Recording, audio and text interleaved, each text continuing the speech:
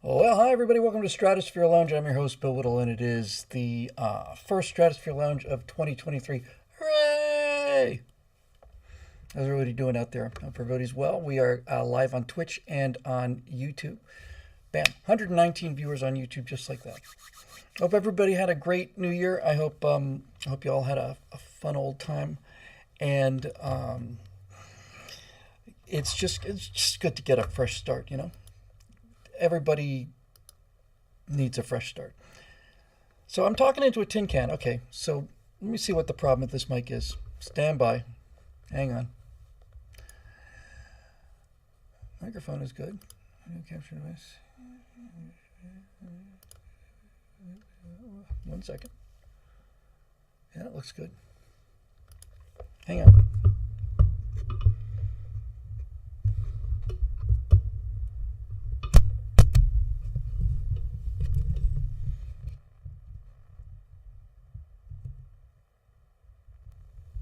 How's that? Does that sound better? A little better? Hi, everybody. Yeah, this microphone, which is advertised on many different platforms as the very best microphone available at any price, is hot garbage. Hello, deplorable first-time chat. I always like to say hi to the first-time chatters. So anyway, here we are. The Gorn Captain is still in place there. That's good to go. And we're ready to get on with a new year. I've been doing a lot of thinking. I mentioned this on Stratosphere Studios a couple days ago. But I've been doing a lot of thinking about this mass psychosis event thing and what the psychologists say are necessary for an entire society to go completely nuts, and hard not to see those pieces there. Aha, somebody here, Eric says, is it just me or am I closer? I'm zoomed in, Eric. I've decided to give it a little pizzazz because 2023 is going to be a close-up year. Should be able to move it sideways a little bit too. The audio the other way. So, yeah, I just look and see all of these things out there, and when you hear... All right. Hang on. Ah.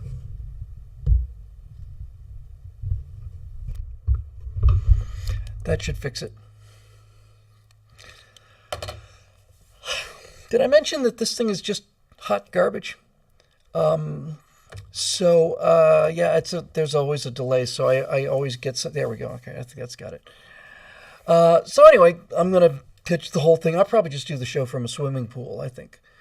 I think that'd be the way to do it, Just kind of have one of those swim-up bars, little martini or margarita maybe, depending. Did I ever tell you guys a story about the first time I ever had a Mai Tai? Probably heard it before. Gonna hear it again. I was doing I was working in Gainesville, Florida, and I was doing video production, and I'd done a bunch of documentary type stuff. And somebody down in Key West said, "Hey, we'd like you to come down and do a documentary on Fantasy Fest, which is their combination of New Year's plus Halloween plus Gay Pride Parade." And I said, I don't, I mean, certainly I'm interested, but I don't know if that's, really for me. I'm kind of a, Gator football kind of guy. I said, well, come on down. So they flew me down to, from Gainesville, Florida to Key West. And then we got to Key West, and I'm wearing, just the kind of casual jeans, button-down shirt, blazer. We go to this beach bar, and we're sitting there. And I grew up on these beach bars back in Bermuda. And we're just sitting there, and somebody says, "Hey, what can we get you?" And I said, "Well, I don't know." And somebody said, "How about a Mai Tai?" I said, "What's a Mai Tai?" So they brought me one. And, man, that rum and that fruit punch, and it was hot out there and humid too. So we started talking about business. And 5 Mai Tais later, it's not exaggeration, 5 Mai Tais later,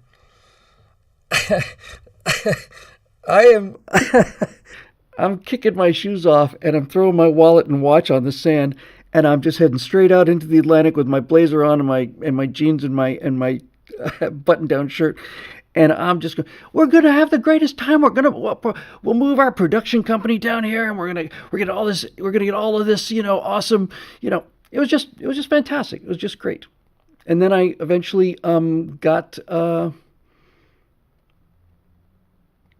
I got faced. Thanks, Steve. That's the word I was looking for. Monkey Training has a $2 super chat saying, should McCarthy step down or the GOP get in line? I'm going to go with A on that one. But we did a right angle about that, and we'll talk about that later on in our show here. Once we get to the actual show, which is, past this pregame warm-up nonsense that we do. George says, as Steve will tell you, there's a difference between a fifth drink and a third drink. Yeah. Those things were just damn delicious. So anyway, I don't know if there's anything really breaking. We're quite a bit late off the blocks with the right angles this week, but that's because we've kind of redone them a little bit and made them just super clean, super quick. That is what I want. I want for 2023. I just want just a cleaner look, So working on that. And other than that, I think that's pretty much about it. I was talking about the mass psychosis thing. Zoe and I did virtue signal today, so we talked about that. And I don't think, when you hear the conditions for what people say are necessary for one of these things to knock a whole society down on its butt, you need to have a population that's in fear all the time, that's constantly looking out for enemies and seeing, being divided up all the time. Main thing you need is isolation. You need to keep those people from talking to each other, because then sanity will return. And then all of this stuff together. And then, and when you look at what the requirements are, it's just pretty hard not to see that one of the reasons everybody's just so stunned is like, what's going on? What's going on? That's a sign of a mass psychosis event, is when sane people are going, is it me? Is it me? That's why they have to keep you isolated, you see. And that's why that's why the internet, which gives them the opportunity to do so much, also is their fatal weakness, because that signal will get out. Now, they get to talk to a whole lot more people, but the signal will get out. And when the isolation disappears, then pretty much game's over. I didn't, like I said, I'm just starting what will be a deep dive on all of this stuff. But one thing most everybody with a half an education knows about Pavlov's dog, right? So it's the first he's a Russian behaviorist 100 years ago or so, and he basically developed this idea of a conditioned response. So he had a dog, and every time it was time to feed the dog, he'd ring the bell, and the dog, when it would start eating, it'd start to slobber all over itself. So Pavlov got the idea that he would just, when the dog's eating, he'd ring the bell just before the food shows up. And he did this quite a lot. And then finally, he got to the point where he could ring the bell and the dog would start salivating, even though there wasn't any food there. That's the classic example of it. And I've heard about that forever. But what I didn't know was that training of the dog had to happen in isolation. And once I heard that from, the psychologists that study these kind of things, I said, well, of course it would. You can't have the dog out in the backyard playing around with other dogs and try to convince it, to start spitting up when you hit a bell, right? You got to have that dog's undivided attention. That dog's either got to be in a cage or tied down somewhere, and it's just you and him, and you just keep giving him the stimulus, bing, bing, tink, tink, tink, tink, and when he does the thing you want him to do, then you simply, you give him the reward, and then once he makes the connection, it's automatic after that. Monk in Training says, Mai Tais are a hell of a thing, just had a mimosa a month ago. Wow, I know people who've had probably 70 mimosas in a month, but I'm not so much a fan of the mimosas, but I got to tell you, I really do love the Mai Tais. Anyway, Battle Smurf here has a question in YouTube that I think is really relevant to this, and it's, what is your view on TikTok culture as a social conditioner? Some people are for it, but as for me, I'm against it. Sometimes there's things in the world that provide so much incontrovertible evidence that anything else, if you require anything else, then it's not a question of being skeptical, it's being a question of being dense, right? So TikTok is a great example. People say TikTok is poisonous to society. Okay, so that subject's up in the air. That's about debate. We know it's run by the Communist Chinese. But not too long ago, 2 weeks ago, I heard that they have TikTok in China. But China TikTok sends you things like mathematics lessons. They give you patriotism lessons. They do all of the things designed to make a healthier society. And that's what they do for internal TikToks in China. In America, the algorithm always shows us the most weird, the most disturbing, the most out there, the most angry, the most crazy. And this brings me back to my premise, that I become more convinced of every day. This is an operation, a psychological operation. I'm not going to get into who it is. I have some guesses, but that's really not relevant. There's no question about it, right?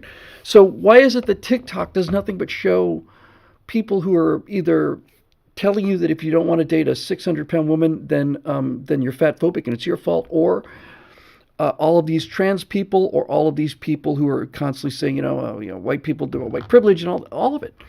It's designed to stress the population, stress them, and when you stress people enough, they get to, especially if there's no action they can take, right? If you stress them enough, and there's not anything physically they can do about it, there will come a point where they will basically just surrender. They'll either say, okay, look, I just want this to go away, so just whatever. And in some extreme cases, people can reach a state of such despondency and despair that they become inert. Many military historians have commented on this. There are moments in history where the situation becomes so horrific that soldiers not only stop being soldiers, they stop being people. They simply sit there and wait for somebody to come and hack them to pieces. Right? Battle of Cannae was just a classic example of that. So Hannibal comes over the Alps and he meets, you're welcome, Battle, sorry.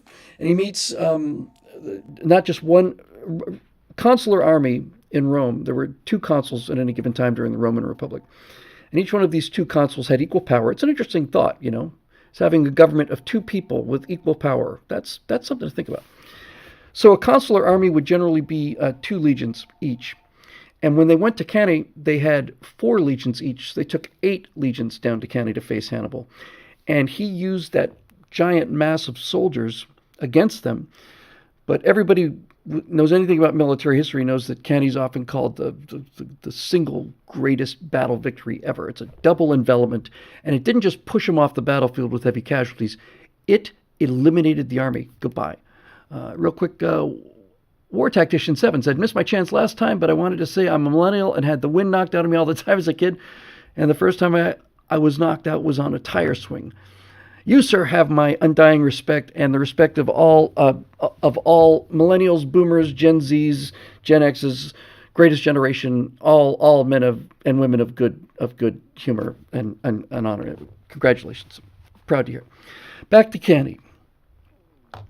So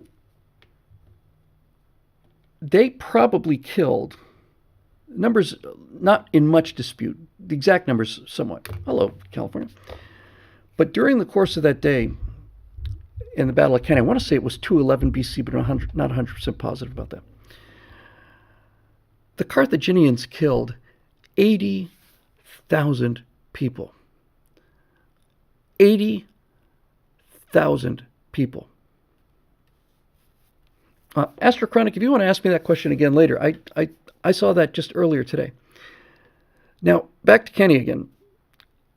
It's one thing to kill 80,000 people in a flash in a nuclear weapon, and it's another thing to kill 80,000 people through bombing or even through machine gunning. But if you have to stick a pointy object into somebody and kill 80,000 people, you're talking about having to kill hundreds of people a minute. Hundreds a minute. And so when the Carthaginians had the Romans completely surrounded, yeah, that's exactly right. Our air techie says it took them about 16 hours. About 16 hours of just plain butchery. Just these guys the Carthaginians were just exhausted. They had to rotate out of the line so somebody could come in and hack up some more guys. So the part where it really gets, well, it's all interesting, but the part where it gets illuminative is that the soldiers in the middle of this mass of 80,000 people had no idea what was going on. They couldn't see the battlefield. They're just grunts. And the dust was up, too, on top of everything else. They just know that they're not moving, and they can hear screams and all this other stuff. And over time, as this circle that they're standing in gets smaller and smaller and smaller and smaller and smaller, the Roman soldiers, well, they were afraid, then they were terrified, then they were in a state of almost, hysteria, and then they became catatonic. Andrew DeLay, thank you very much. 50,000 killed, 15,000 captured, 15,000 escaped. Okay, in that general ballpark, 50,000, 80,000, let's not split hairs. It's still a lot of blood on the ground. But what they found was that after 3 or 4 or 5 hours of this kind of raw terror, instead of them becoming more afraid, they simply just plain gave up. They didn't try to defend themselves. They didn't do anything. They just stood there. And in the center of that circle, the conditions were so horrific that they found Roman legionnaires who had buried their heads in the sand to kill themselves. They'd scooped out, with their helmet, they've scooped out enough sand, put their head in, and piled the sand on top just to get them out of this living hell. I think it's probably make a good case that was the worst place ever to be, ever. It was Battle of Cannae. But I'm not comparing what we're going through now to the Battle of Cannae in terms of intensity, but in terms of duration. It's one thing to be super stressed for 16 hours, and it's another thing to be moderately stressed for 16 years. So that sense of despondency and I almost said inertia, that inert quality that people will reach when they hit enough despair, that's their goal, you see. That's the target. So if you're feeling like it's over for the country, it's all done, there's nothing we can do about it, it's irreversible, all the rest of it. Brother, I am with you. I feel that way all the time, okay? All the time. But you have to understand that's not a byproduct of woke politics. Woke politics is a byproduct of getting you to a state of despair, surrender, despondency, hopelessness, and essentially just plain surrender, right? So the reason that I want to get more deeply into this is because we talked about this last show and I talked about it on Monday. I want to be able to put together, I don't know if it's one video or 5 or whatever, but a series of psychological self-defense against a mass psychosis event. I was talking with Zoe about it on the air today. That virtue signal will be out in a couple days. But he's a martial arts guy, so I've been thinking about this, and I'm not a martial arts guy, but I've taken a little bit of training. And it seems to me that if you're talking about self-defense, there really are 3 phases to this. Not to the training, to what actually happens to you if you're in a situation like that. So the first phase is, are you aware of a threat? There can be a threat out there, you're not aware of it, then that's not a good start. So that comes down to situational awareness. That guy by the door there is looking a little funny. How do you know that? Well, because I'm looking at everybody. I'm not even conscious of it. I'm just simply looking around, and that guy looks a little funny to me. That's situational awareness, right? So the first step in psychological defense is there a threat to your sanity? The people I've been listening to on YouTube, I think it's called the Academy of Ideas, they're brilliant, really brilliant. And they're calling this procedure menticide. It's the killing of your mind. It's a very, very codified process. It's not like they're fooling around, and it's not like they're experimenting. There's been enough history now, going back 7,000 years written down, where people have figured out the formula. Like I said, got to be scared, got to keep them isolated, got to keep them suspicious of everybody else, all this other stuff. So the first thing is there a threat out there? And then I think, well, yeah, I don't think there's any question that there's a threat to our freedoms, right? There's certainly a threat to our economy with a $35 trillion, that's just as of this afternoon, it might be up to 40 by now. So there's clearly a threat, and everything that we hold dear is under assault, and we all know it, and we've known it for a long time, right? So the threat is there. There's no question the threat is there. You can have long discussions about who's behind that threat, and those are worth having. But it's there, and we're in the middle of it. And the more you learn about the communists and the more you learn about the Nazis and all the rest of these people, the easier this becomes to recognize, which is why I do these history programs for Daily Wire. I want people to know what happened so that when it starts happening again, they can see it and recognize where it is going. We're not at communist Russia. We're not in Nazi Germany. We're not even close to Nazi Germany. Not even close. It's an insult to the people who were killed by the Nazis to say that America's Nazi journey. But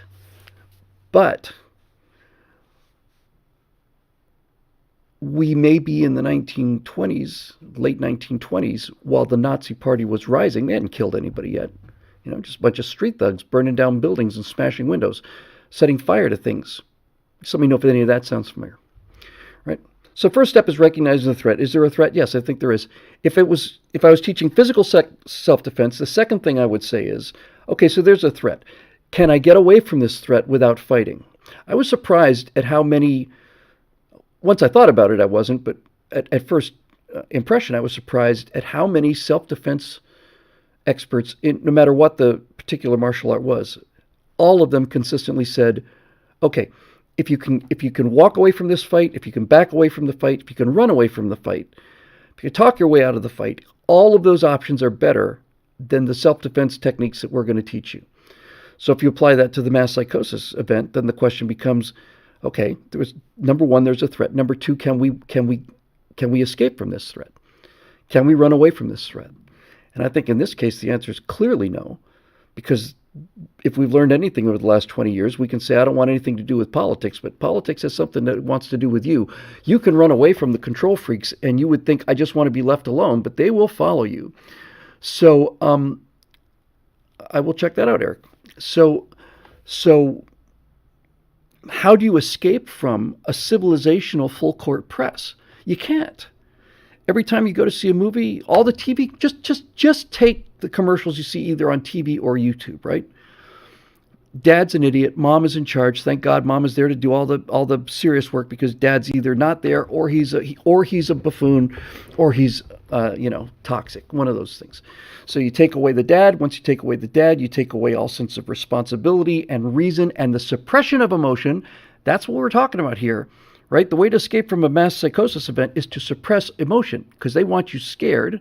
And if you're scared and isolated, you're easy to manipulate. If you're not, then you're not. And fathers are the guys who are supposed to stand up and just say, all right, let's all just calm down for a second here, okay? Let's just calm down. So get those guys out of the mix. And it's everywhere. It's in music, it's in comic, it's everywhere. First time chat from John Anomalous. Sorry, John. I say spelling. Mood management. That's actually a great term. I've never heard that before, but mood management, right? So, is there a threat? Yes, there seems to be. Can we run away from it? No, it's in the air that we breathe. If you're on social media, we talked about TikTok. That's what got me off on this thing. TikTok and YouTube and Twitter and all the rest of them, at least must Twitter, are designed to give you things that make you angry.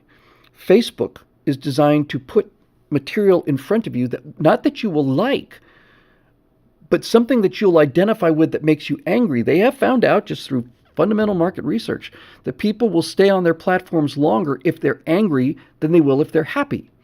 And so there you go, right? So no, everybody's getting into smaller and smaller bubbles and all the rest of this stuff. Yes, that's right. That's a great point too, Battle Smurf. It's not just dad is an idiot now. Now it's that the kids are much smarter than the parents. Because if you are going to destroy a civilization and a society that is as functionally, brilliantly strong as America, you've got to destroy the family first. That's the main thing you have to do. As long as there's a family, as long as people are talking to their kids at dinner, they can't touch you. But those days are long gone, right? That's the number one commonality among all murderers and violent criminals. They don't correlate to class or race or religion. The thing they correlate to is fatherlessness and and in families where people sat down and had dinner together right up through their young adulthood, then there are no criminals in that group, right? It's not that they're better people. It's just that if you're talking to mom and dad all the time, and you're 8, they'll start addressing the problems that you're starting to manifest at 8, and they'll address it at 8. They won't just leave you in the basement down there playing with your video games, so that you become a full-on murdering psychotic, because they never sit down and talk to you. The parents of those 2 guys that shot up Columbine, we were so surprised. We just couldn't believe it. Okay, I'm not gonna kick you in the middle of your grief, but been 20 years now.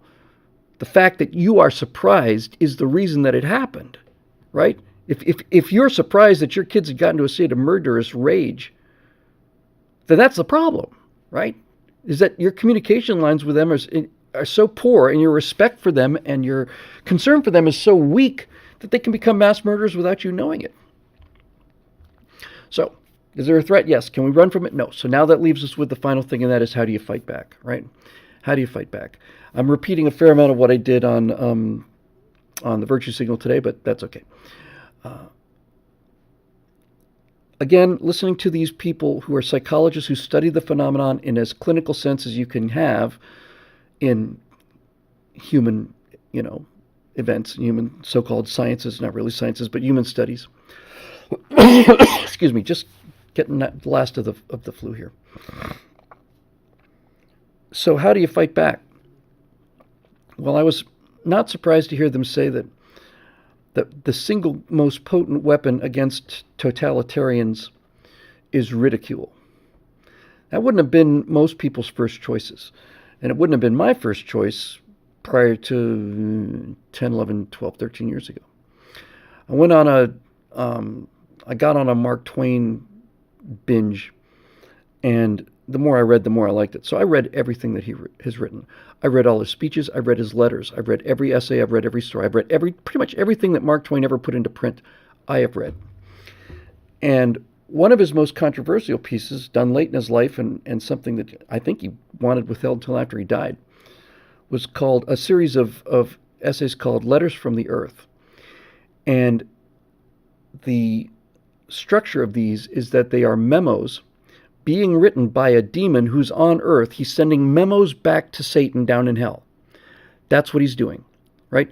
He's basically updating Satan on what's going on right now on Earth, which would have been 1910 or something like that for Twain. Just real quick here, Rob Ross with a $20 super chat says, Gerald Stewart, you did not throw away 20 years of your life serving in the USAF. You defended the idea of the United States, what we have been and what we can be. Thank you for your service. Amen. I'll double down on that. Nobody threw their service away, right? We wouldn't be here. We wouldn't try and follow me on this if you can, Gerald. It's people like you and the sacrifice of people like you that allow us to be in a bad situation instead of being in the ground, right? So don't go there, man. The people that matter know, and the people that don't know don't matter. So back to this ridicule thing. So I don't know if it was Beelzebub or not, but Twain is writing in the voice of a demon who's looking around at humans, and he's preparing the invasion, right? He's a scout. He's not even a spy so much as a scout. And he talks about all these things, all these idiosyncrasies that humans have, and all the rest of it, and so on. And the thing that really, really, really got my attention is somewhere in there he says, the thing that's most amazing about these humans, and the thing that is the best news for us, is they are completely unaware of their primary weapon. The humans not only are unaware of the weapon, they don't use it because they don't even know it's a weapon. And the weapon he's talking about is ridicule. Twain had a line something along the lines of, against the assault of humor, nothing can stand, right? And when you've got totalitarians who want to control other people, they're narcissists, they're megalomaniacs, they're monomaniacs. And they expect to be fought, but they don't expect to be laughed at. So when you laugh at them, that absolutely not only deflates them, yeah, it is, but a good deal like C.S. Lewis in the Screw Tape Letters. not only does ridicule punch a hole in them, ridicule lowers our stress and anger and fear levels, right?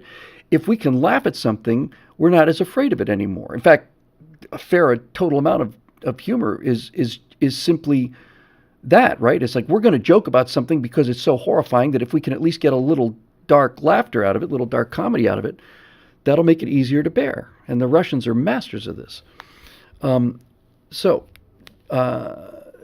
Jamie De Lorenzo says laughing at liberals isn't stopping them. Yes, it is.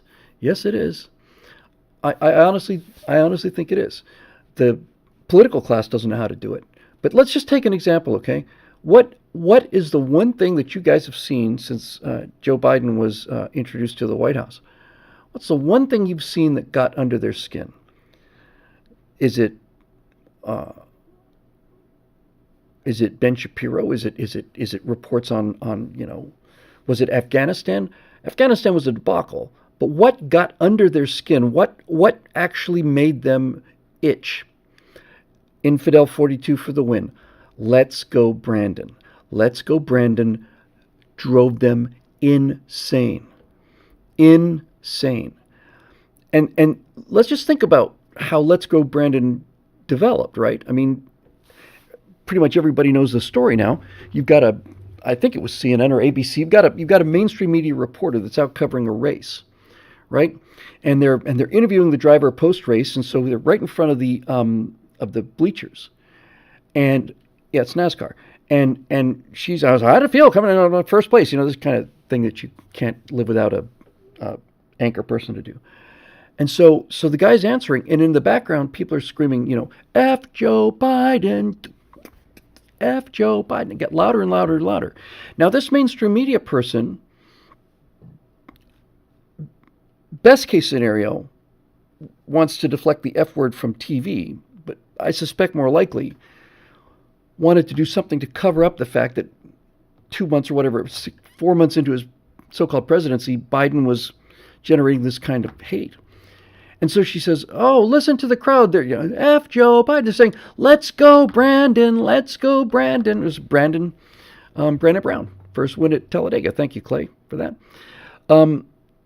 So, owned it immediately. Immediately owned it. We owned basket of deplorables. We own deplorables. When you own something like that, when somebody levels an insult at you and you own it, then it's gone. Its power is gone. And not only is the power gone, you've scored direct hits against them. When Biden comes out and says that the main danger to this republic is those mega MAGA Republicans, and it turns out that the people you're trying to intimidate go out and start buying T-shirts that say I'm a mega MAGA, that's a lose for them. They're carrying the L on that one. So Jamie says, yelling things about Joe Biden isn't winning U.S. policy and culture victories. Well, Jamie, you sound a little on the downside. If you've got any better suggestions, I'm certainly more than happy to implement them.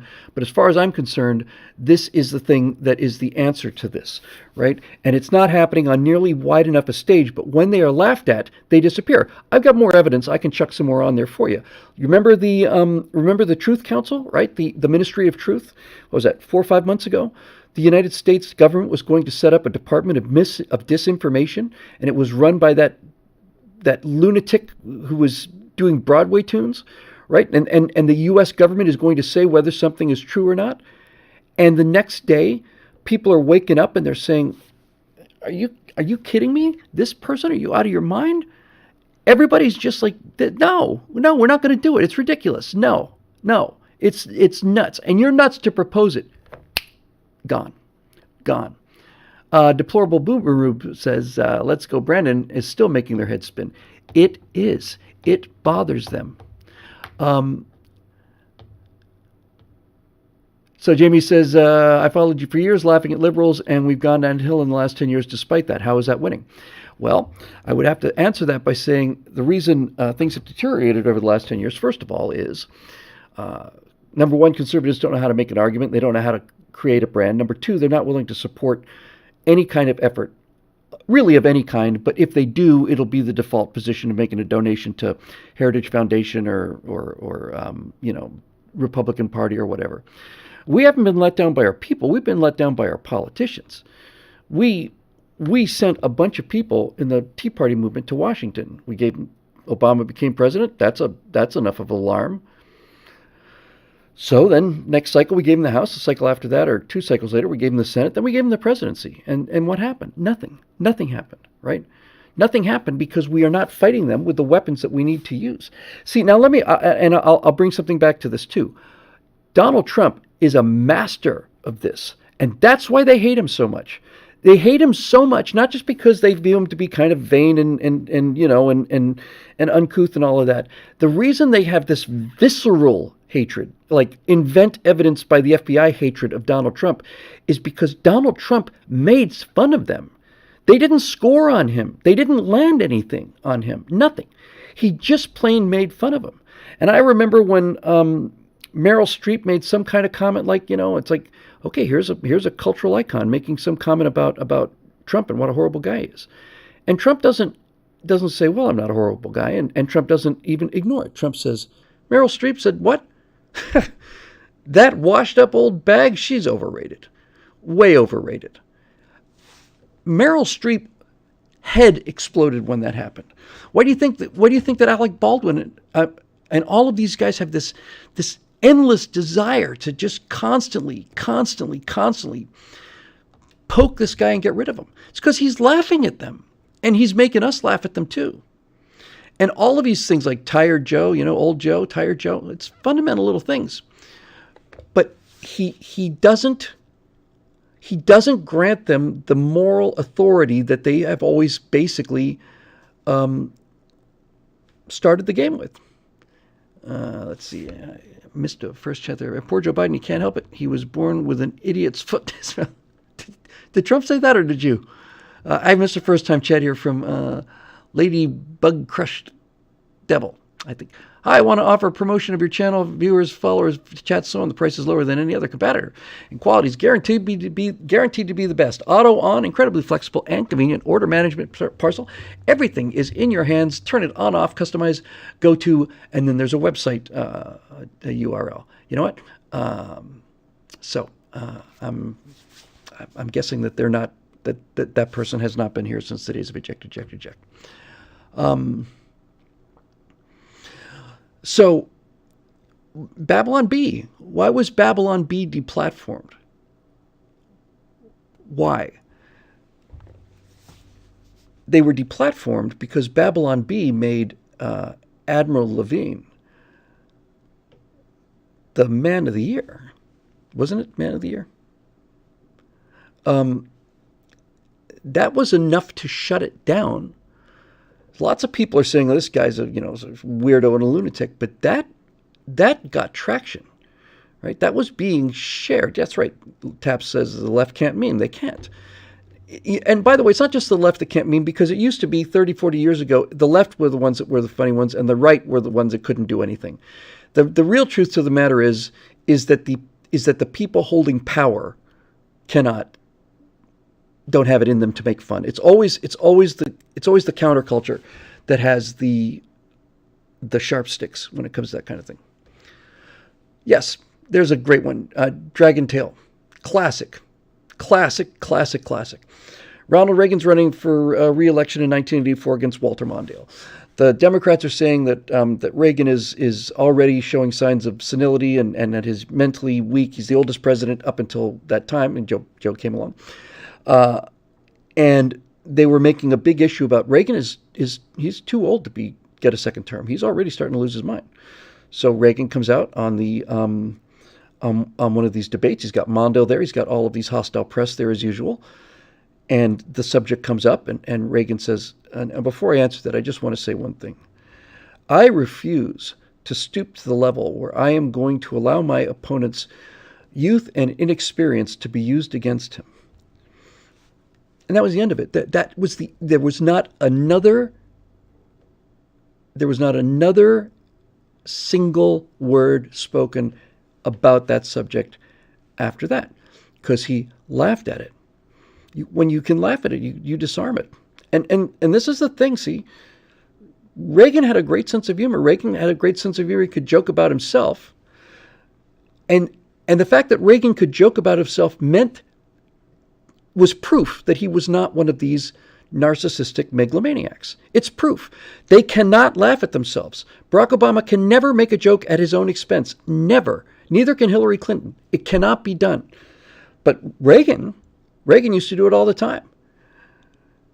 I think during his first, wasn't it his first State of the Union address, where he basically got up there and said, this State of the Union speech is a long tradition in American politics, goes back to the days of George Washington.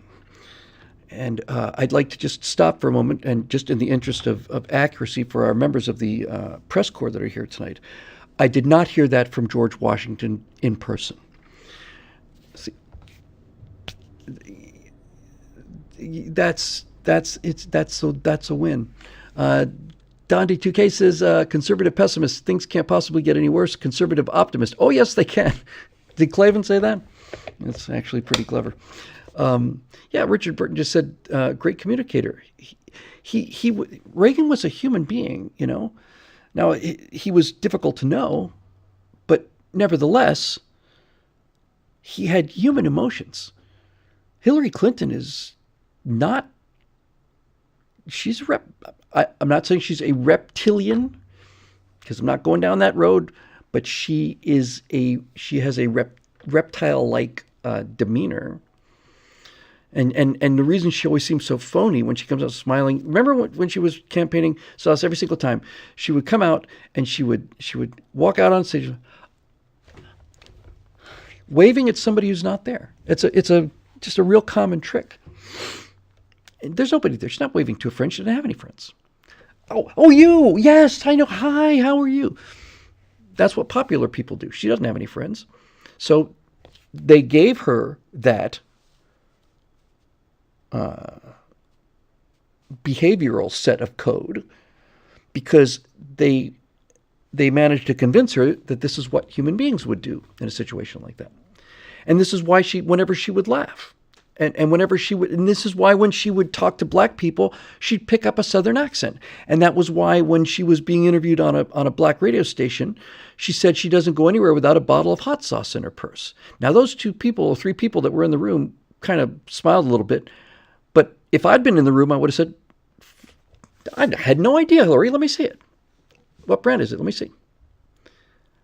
Well, I don't have it on me. So when you say you carry it around everywhere, you carry it around everywhere except for here, right? So this is it. They cannot laugh at themselves. There's a show, and we run it on the roll-in for the Stratosphere Studios, our Monday night show. There was a show that was real popular back in the 70s, might have been even the late 60s, I want to say, but 70s, I think. And it was called The Invaders, right? A Quinn Martin production, by the way. And it's about a guy who sees a UFO out in the middle of nowhere, and he knows that they're here. And he's trying to tell people that they're here, and they're trying to stop him from spreading the news. Okay, the aliens have complete human form. Now, they had to do this, obviously, because of their budget. They can't do a show on aliens when you have to do aliens every week, right? You get something like this character here, or, you know, so they had to deal with this problem. Real quick, Solomon Abel says, have you ever heard of Dr. Joe Dispenza? The research he and his team are doing on the human mind is second to none. Worth a look. Thank you. I'll take a look for that. And thank you for the super chat. So here's the thing about the Invaders. Here's how they made the show work. They had to have these aliens look exactly like humans so that they could fit into society, and that's what David Vincent was trying to point out. They Live is very much like that. But how does the audience know that it's an alien, right? Well, they did the simplest little thing. It was just really, really cool. They said that the replication process was pretty much perfect, the thing that turned them into humans. But there was one minor flaw, and the minor flaw was that on their left hand, their pinky would stand out. Just a little bit. Just a little bit. Just enough to notice. And once they'd set that rule, you could look inside a room, you know, or you're in a cafe or something, and David Vincent's looking around, and he's paranoid because he's got all these aliens chasing after him. This guy, right? And then the woman brings him his pie. You know, how you doing there? Everything all right? Yeah, everything's just great. Thanks very much. I really appreciate it. Puts the pie down. He gets his fork, looks up. The waitress is walking away, and her finger is just a little tiny bit canted like that. And then he's like, "Oh God, that is freaking scary." It's a tell. It's a defect, and the ability to laugh at yourself is proof that you're not one of these narcissistic maniacs. It's their weakness. In many ways, it's their only weakness, right? It is the one thing they are incapable of responding to. They're more than happy to argue with you, and more than happy to take you away and put you up against a wall too, but they cannot deal with being laughed at. In fact, being laughed at destroys not only their whole system, cheers up our team, and it destroys the entire argument, right? The most important fable, one of the most important stories ever, is The Emperor's New Clothes. Because The Emperor's New Clothes is a story of social proof. And everybody is saying we see the clothes because nobody sees the clothes, but everybody expects you to see the clothes. So you're lying, and you're sending out the social proof to other people who make them think that they're the only people that don't see the clothes. And it's only when the little boy says, no, he's not wearing any clothes, he's naked. The whole thing just collapses. It doesn't slowly wind down. It just disappears. And people laugh. They don't even get angry. They just kind of laugh, right? So all of this to say that, I mean, I was going back and forth with Jamie, but obviously, I mean, he's on the most basic level, he's clearly right. I mean, things are getting worse, no question about that.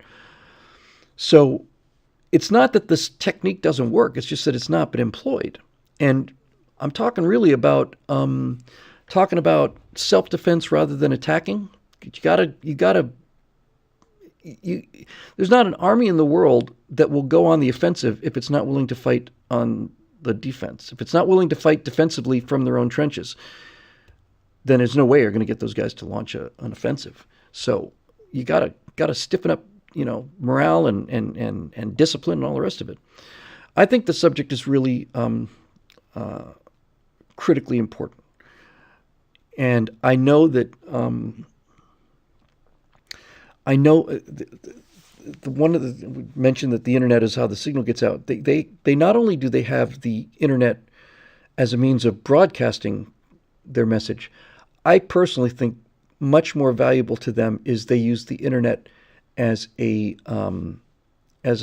feedback loop. I've said this a few times, but sometimes something's important. I have to say it again. Every keystroke that you're made ever for the last 20 years has been recorded. Every mouse click, every word you've typed has been recorded. You're like, it can't be possible. It is possible, right? It is possible. No question that every website you've ever visited is recorded. And it's in our nature, because we're individuals, to think, well, if they're reading my mail, they must be reading my mail because they want to use this against me someday. They're not interested in you. They're not interested in me. Not interested in Ben Shapiro, or they might be interested in some of those guys. But generally speaking, they're not interested in you. They're interested in you all, right? That's what they're interested in. And when they know what words we're writing and what tone we're taking, they are able to calibrate the level of outrage and keep the stimuli just underneath the Johnny Get Your Gun stage, right? It doesn't matter how angry we get so long as we don't act on it. That's their position. They don't care how angry we get. They know that Epstein didn't kill himself. They know that we know that Epstein didn't kill himself. And they know that we know that they know that Epstein didn't kill himself. They don't care. As long as we don't act, they're golden, right? Because we outnumber them on the order of something like 100,000 to 1. Real quick, Black Dynamite. What a great movie that was. If anybody saw Black Dynamite, that's one of my favorite films of all time. Hey, Bill, I'm drunk, and I just want to say that your Afterburner and Firewall videos helped me so much. I was in a dark place, but now I grow strong because of those videos. Thank you. Hope you make more content in the future. Well, thank you very much, Black Dynamite. That's a great name. Thank you for the super chat. And yes, we're going to be doing a lot more recorded stuff this year, right? I'm not going to be doing any more political commentary other than on this show, feedback thing, and on right angles. I'll be doing a lot more written stuff. We'll get into that in just a second because I'm pretty much done with this one. So the nice thing about New Year's is you get a new start, and it's a New Year's after a midterm, so it's kind of a new calendar page, time to reassess and reevaluate and recalibrate and all the rest of it. So having done so much writing for Daily Wire and still having so much still to do, I spent so much time writing. I was here all day on Christmas Day and into Christmas night. I was same for New Year's. John Frost, $10, just $10. Thank you, John. That I've been doing so much writing that I realized that finally is a chance for me to send a message to myself. Writing Bill finally got a message out to non-writing Bill, and the message is, this is actually fun, dumbass. You're constantly so afraid of this. You're so afraid of that. Oh, I got to make sure I do this right. You're having a good time, man. You're having a lot of fun. Sit down and write. What's the problem? So I think that probably helped. And so I'll be doing more firewalls because they are actually relatively simple to do. But the thing I'm most excited about is this Don't Be an Idiot About series. I'm excited about it for a couple reasons. Looking at these, we mentioned Tik Tok at the beginning of the show.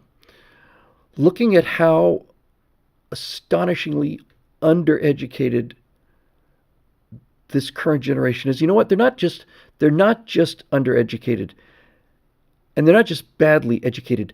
They are diseducated. Whatever knowledge they may have had that basically matched reality has been destroyed in their heads. And Paul Wooten, thank you, Paul, poke that thumbs up since Bill won't say it. Hey, poke that thumbs up and hit the subscribe button and ring the bell. Thank you very much, Paul. It's crazy to have to pay me money to promote myself, but this is the world we live in. Miseducated, maleducated, doesn't matter. They don't know anything about anything. I've seen enough of these things. People have been mentioning Mark Dyson, who I admire very much, in the comment section. I first saw Mark, like most of you, when he was doing interviews out on Santa Monica Pier. I've been there many, many, many times. And he would ask people, Americans, what's the capital of the United States? Who fought in the Civil War? Japan?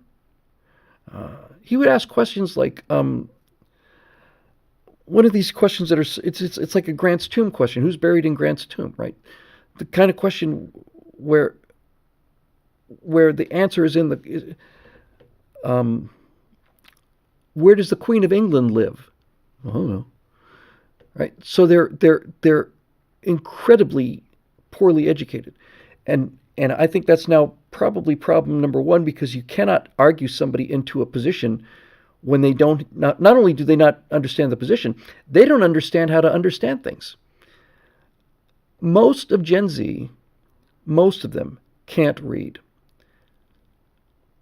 You'll say, well, that's ridiculous. Then maybe they're not reading at the same level. I say, no, it's not ridiculous. They can't read. I'm not saying that they can't comprehend something. You put down English words on a sheet of paper, they'll be able to read the sheet of paper. There's no question that they can do that. But they can't read. And the reason they can't read is not because they can't comprehend English written down. They can't read because they don't have the attention span to spend 3 or 4 hours a day for a week or two. It's just they can't do it. It's beyond them. They cannot, even if they wanted to. That's why I see some of these ads, hey, here's a new way to study. Really? Yeah. If studying's boring to you, well, then you can do this. We have these this app that'll convert it all to speech. And that way you can listen to it on the go, which really means listen to it while you're looking at something else. Right? So the reason I wanted to do this, the way I want to do it, is because I need to crack through that, right? And this brings us to the conflict with firewalls. I'm sorry. Lapco92 says, I got hooked on your channel when I heard you mention Jack Horkheimer. I love watching Star Hustler on PBS after Doctor Who and Blake Seven as an 80s kid. Well, Lapco, thank you very much for mentioning that. It's always good for me to think about him now and then. I worked for that man for a better part of 20 years. widely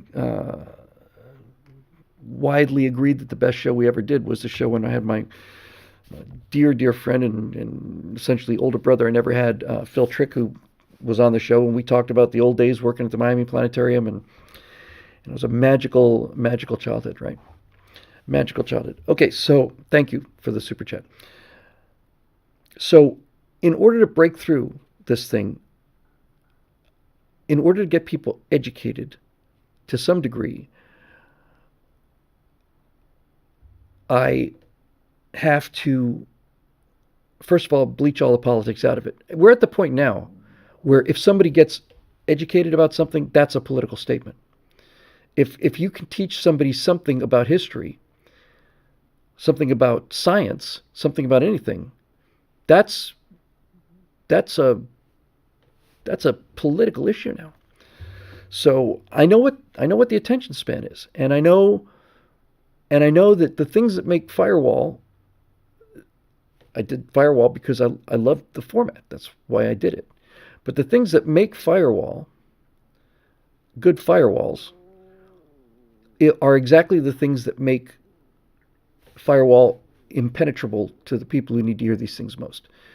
They're longer than most young people can tolerate.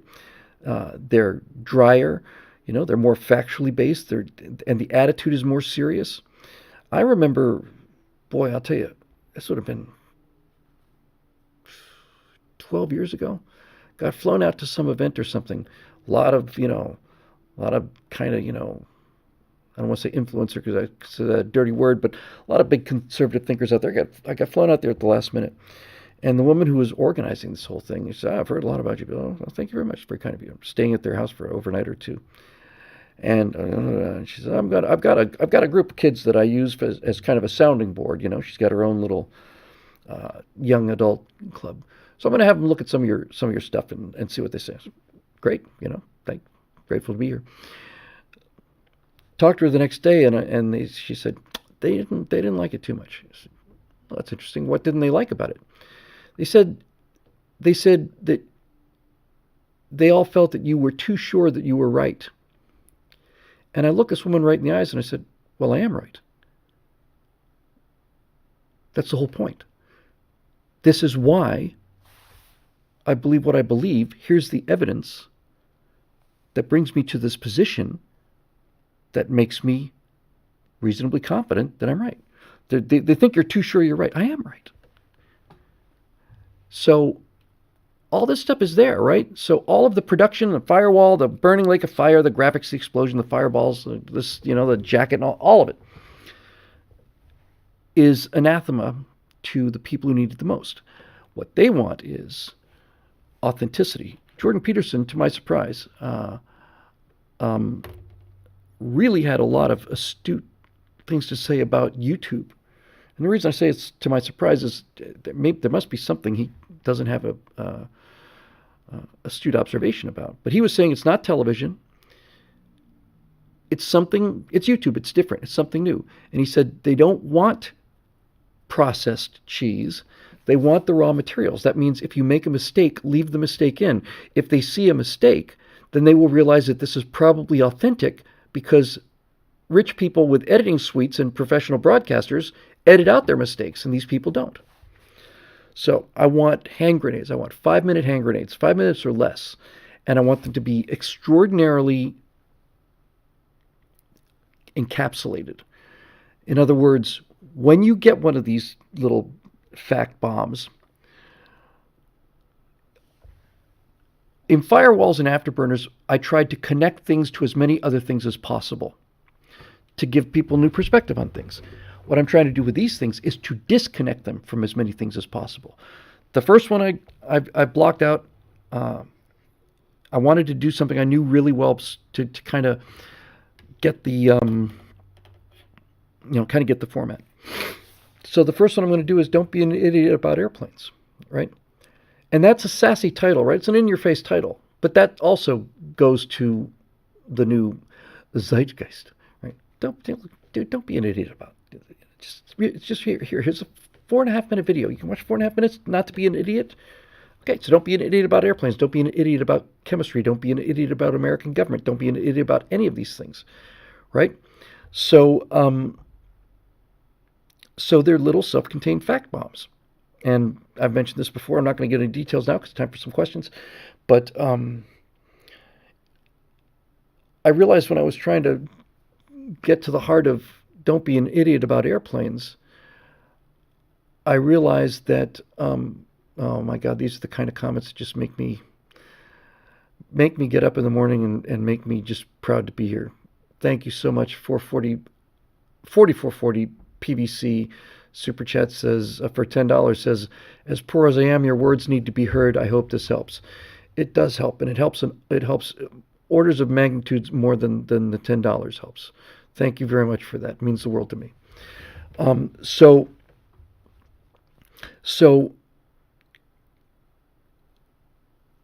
this kind of attitude has to come along with a different look. I'm going to shoot these things on my iPhone. I'm probably going to do them with a selfie stick. I'm going to try and do them either outside or on some kind of general location. And I was thinking, my God, what am I going to do for the graphics? I'll just draw them by hand. I'll just draw them, right? They'll look like garbage, but it will be real. And I think that could really make a big difference. So we're going to find out. But what I was saying about the don't be an idiot about airplanes is there's hundreds of videos on YouTube that explain how an airplane flies. But I haven't seen any videos on YouTube that explains why an airplane flies. And that's the question that people have about airplanes, right? Is why do they fly? How does this gigantic 1 million pound 747 support itself on something that's just not here? And I figured out how to do that. We've talked about that already. All right, so I won't use a selfie stick. I'll find some other way. We'll use a cell phone, but I'm going to shoot it on an iPhone because that's how it's supposed to look now. And I'm going to just wear street clothes, and I'm going to, I'm not going to use profanity, but I'm going to sass the language up. And if I occasionally drift into profanity, I'll just bleep it out. John Anomalous says, Bill, you should teach 2 young people and quiz them afterwards. Why not? So don't be an idiot about airplanes, and probably after that, don't be an idiot about astronomy. When you're done, that's the whole pitch, right? You watch 4.5 minutes on this, and you will be able to talk about airplanes. You won't be an expert on airplanes, but you will not be an idiot about airplanes. You'll be able to understand and follow a conversation and know what the hell they're talking about. And don't be an idiot about American government. Don't be, I got the idea for this thing when I was helping Natasha study for her citizenship thing.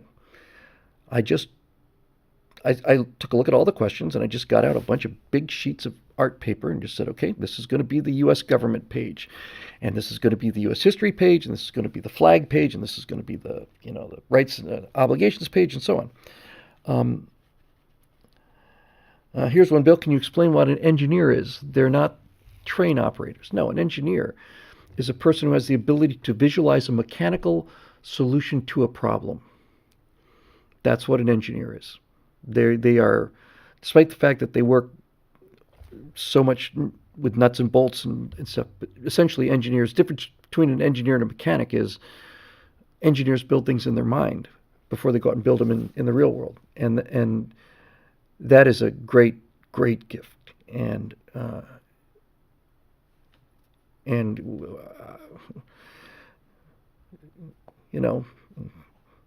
I would much rather listen to an engineer sing a Broadway tune than drive over a bridge that was designed by an actor. That's kind of the priority of need, right? The reason we have so many lunatics is because we have the luxury of it.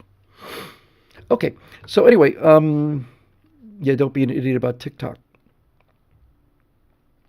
All right, so let's do some questions, shall we? Let's do some of those questions.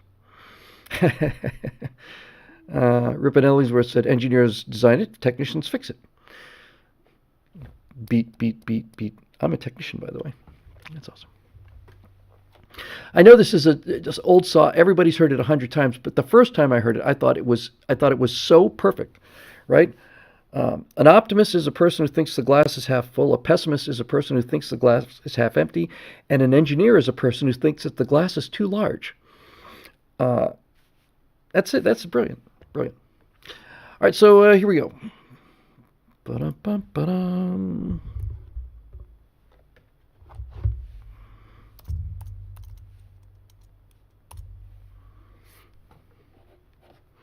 I'm going to have to put on my cogitation spectacles for this.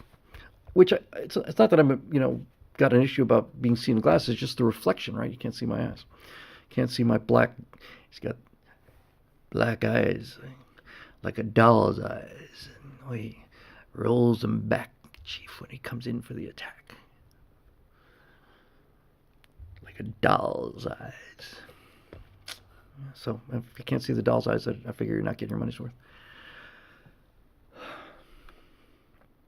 Log in.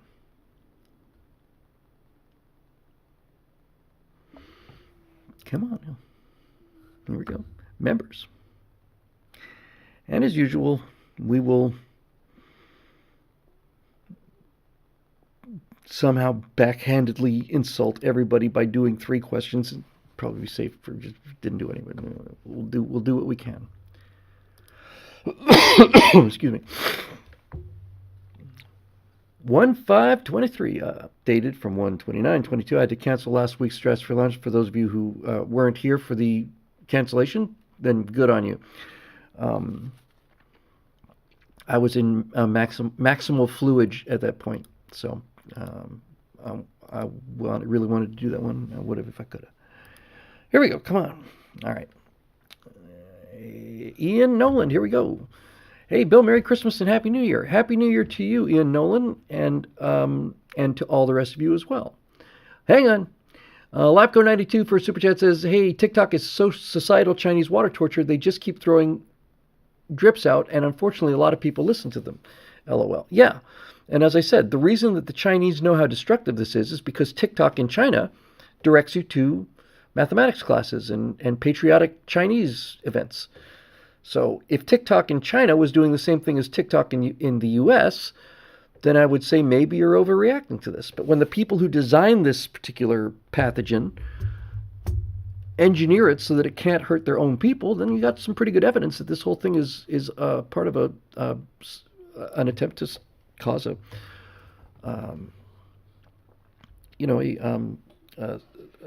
mass psychological delusion. Okay. As I write this, I have no idea how Kari Lake's challenge is going to pan out, although it seems incontrovertible that whether or not malice can be proven, enough invalid ballots were proven that the election cannot be considered valid. I'm going to once again plug this IEEE paper on secure voting systems and ask that you not only take a look at it, but plug it as well. We need to not only criticize our poor election systems, but have a positive version of what our system should be. This is that. Okay. I am downloading it, put it on the desktop. I'll take care of this right now. But, of course, the problem isn't that we don't know what the system should be. The problem is that we know that they're cheating and we put up with it. That's the part that's see, this is why I think this mass psychosis thing is so important. They have got us calibrated. They're stressing us as hard as they can without us doing anything about it. And there it is. So I've downloaded that. Thank you, Ian, and I will take a look at it. Absolutely. Marisha Dark, the fabulous and famous Marisha Dark, is here with topic: alternative energy. Answer. Okay. Why aren't we championing an all-of-the-above approach to energy instead of making it a false choice between wind and solar versus fossil fuels and nuclear? The right crap on wind and solar, as if fossil fuels don't also kill birds, or that we can't find somewhere else to get lithium besides slave mines in China. What about hydro or geothermal? What about wave and tidal power? I hardly hear anyone talk about that. There's a reason for this. What about combination units that combine multiple forms of energy capture simultaneously so that they're never completely offline if one source goes down? Yes, those currently exist and are in use. Solar roads exist too. Why aren't we looking more into that? I get that EVs won't be for everybody and currently expensive, but so are cell phones and computers. Now, we all have them for cheap apart from the most remote parts of the countryside. They can work for 90% of the people. Why not champion that instead of letting the perfect be the enemy of the good and condemning them as bad ideas as the right so often does? Why not prioritize EVs for intercity travel and public transport, which will solve most of the pollution problems? Most common answer I hear about charging time is about charging time and range, but there currently exist viable stations that allow you to charge an EV in 10 minutes. Here's a link if you'd like to know more. If conservatives are the party of decentralization, why not decentralize power too? Well, this would be an excellent argument if it weren't for the fact that the discussions of solar and wind are politically based discussions that have nothing to do with the actual practical application of those technologies. If we were talking about the actual practical application of the technologies, then I would be 100% on the page you're on. The reason conservatives come down on wind and solar is not because they're against wind and solar so much as wind and solar are the bludgeons that have been used for 20 years now to take away fossil fuels. Wind and solar have been the kind of the stand-ins for nuclear power. The goal is to make energy so hard and so expensive to obtain that capitalism will shut down for lack of fuel. And that is a multi-pronged assault. But once again, you got the universal solvent of climate change, right? If you don't get rid of gasoline, it's going to get warmer, maybe colder, maybe warmer, but something's going to change. So just do what we tell you. And if wind and solar weren't being subsidized and promoted, look, the reason we got a problem with wind and solar is because it is being sold as a solution to the whole problem. It's a partial solution to the whole problem.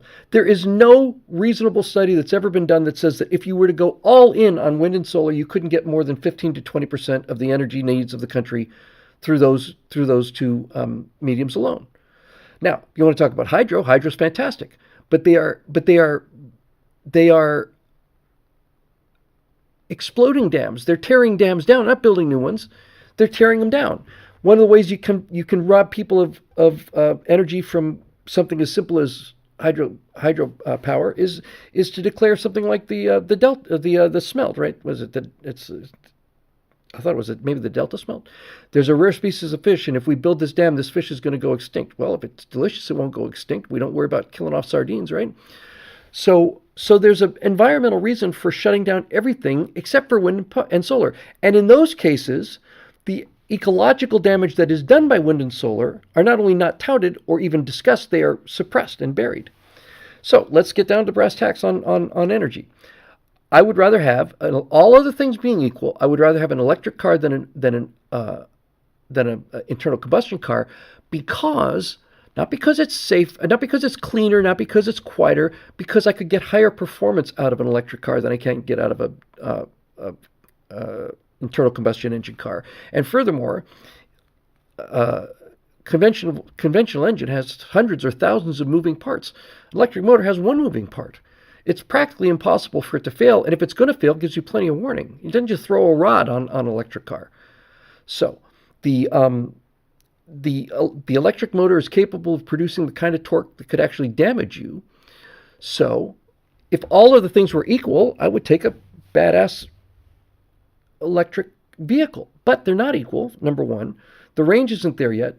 And secondly, they are being sold as a lifestyle choice. They're not being sold as a product. They're being sold as a lifestyle choice. You will buy this car to be a good person. That's why conservatives react against it. I don't have a problem with electric cars, although I'm constantly down on electric cars. I'm down on electric cars because electric cars are being shoved at me as some kind of potential solution to a problem that doesn't exist. And even the solution to the problem that doesn't exist, the solution won't work. That's where we are today. Now, anybody who understands anything about engineering, design, physics, anything, anybody who has any kind of a sense of any sort of mechanical system will enter that discussion, if they really care enough about it and love it, they will enter that discussion with one thing in common, and that is with a burning hatred for waste, right? Giving up free stuff.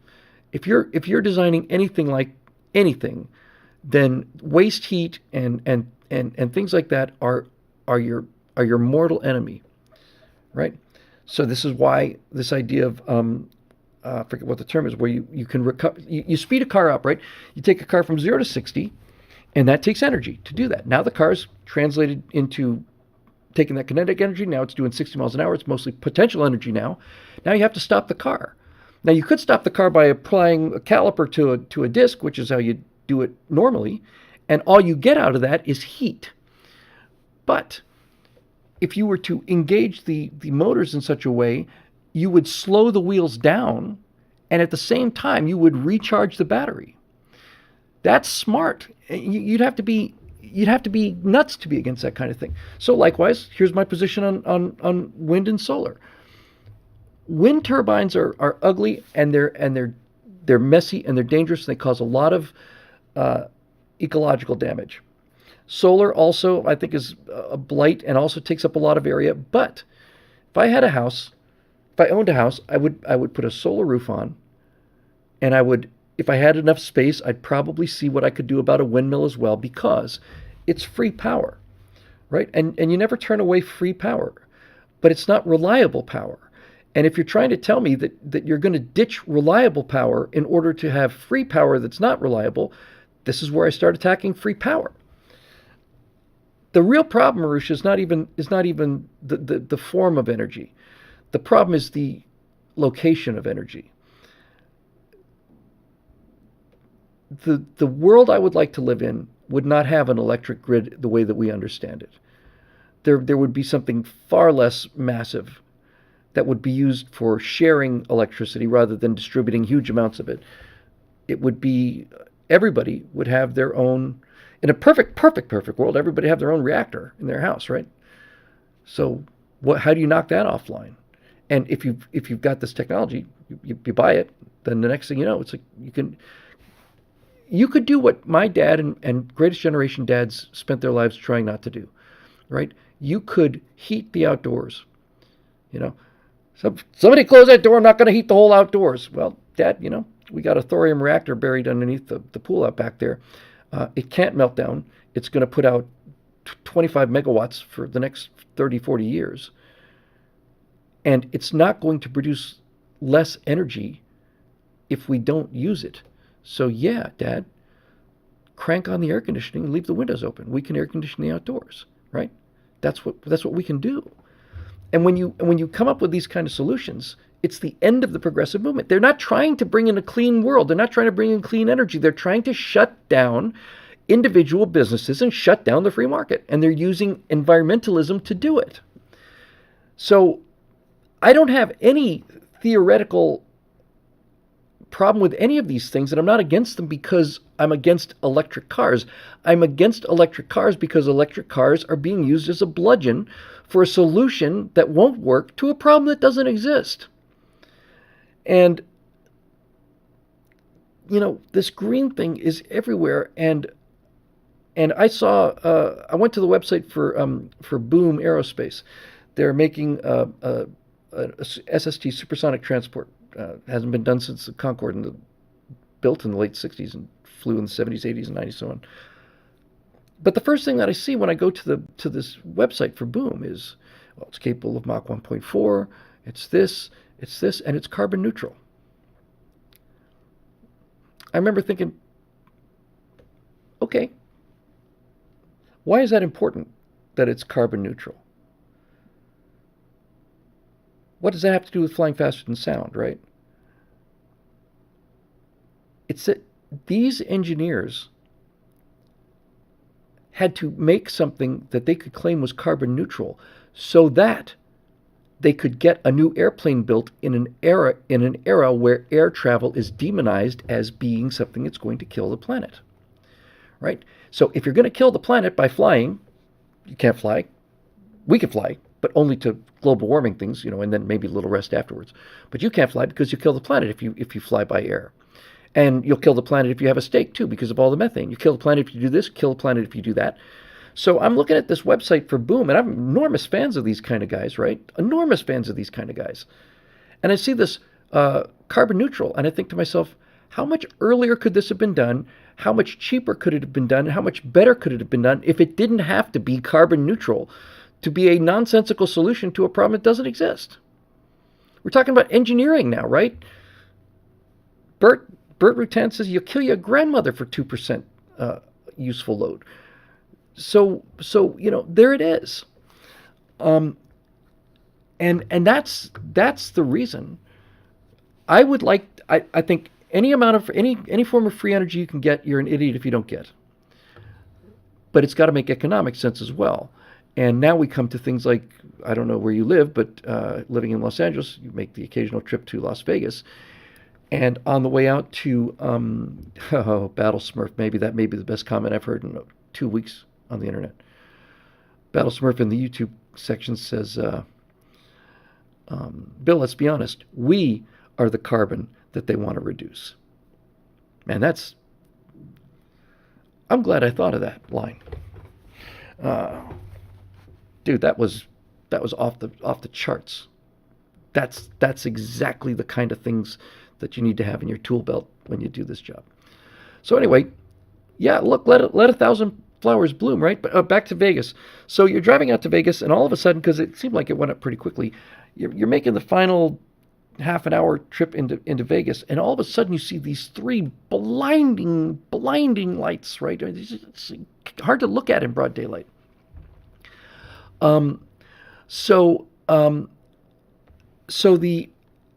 I'm not going to get into the 10-minute charger because it's not about charge times. It's about using electric cars to remove gasoline-powered cars, and it's about removing gasoline not to save the planet, but to deconstruct the economy, because you cannot get there from here with so-called green energy. You don't even get close. You don't get a fifth of the way. Anyway,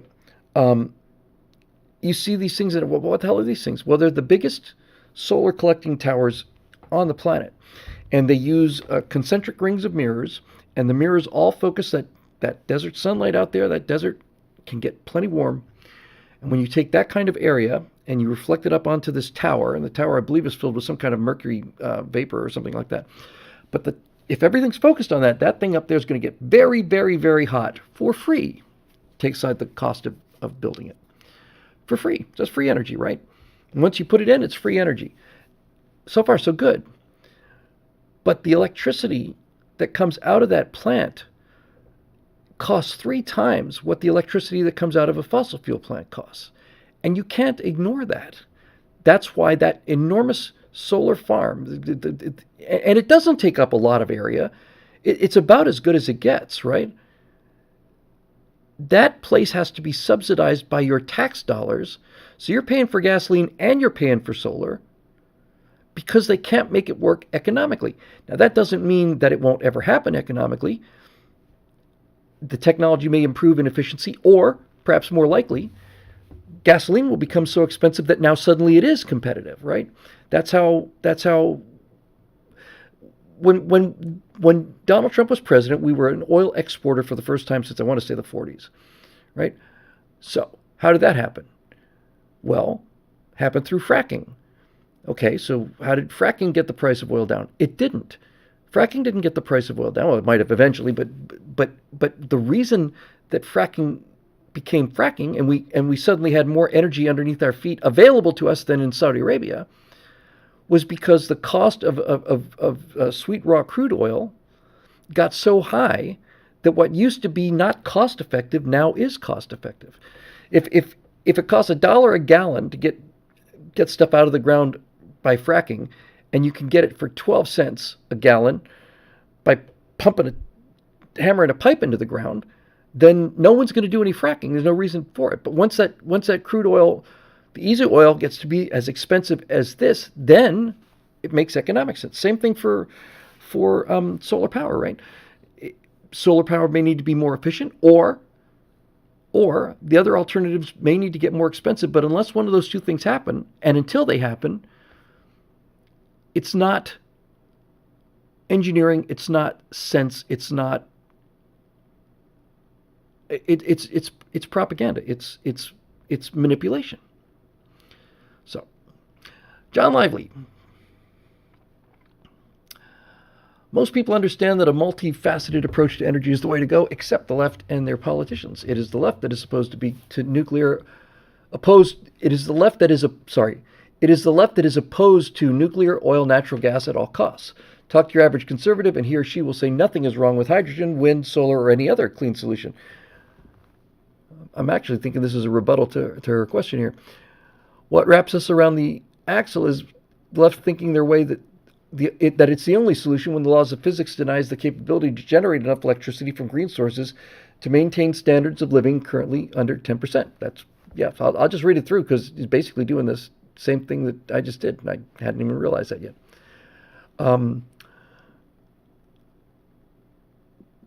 A wealthy society is best equipped to find better solutions. You cannot have a wealthy society without energy. By the way, to the extent that carbon-based fuels destroy the environment is debatable still. That's exactly right. The world is not going to die. I'm going to grant them their premise that it's going to get warmer. I don't agree with that premise, but I'm going to grant it to them because it's not relevant to the point. The point is, if we get to 450 parts per million, we're going to die. 80 million years ago, 3,000 parts per million. So I don't want to hear about it. You can talk EVs all you want to, but they're an inferior technology to the ICE, internal combustion engine. The EV has higher performance characteristics, but they have severe limitations of practical use that make them unattractive to the average user, even in a city. Throw in facts like the energy expended to mine the minerals to make the batteries, and 2, limited capabilities in cold weather, 3, decreasing effectiveness and range over the life of the batteries. That's a point I hadn't thought about.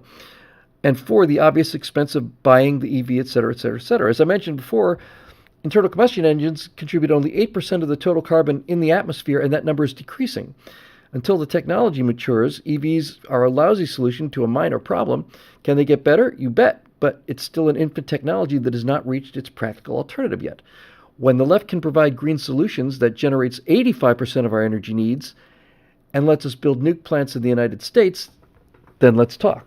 Amen, brother. I should have just gone out for a smoke break. I don't even smoke. Beautiful. That's perfectly correct. Yes. That's the entire reason that we're against these things. Is not because they don't make sense. It's because they're being sold as solutions. And they're not solutions.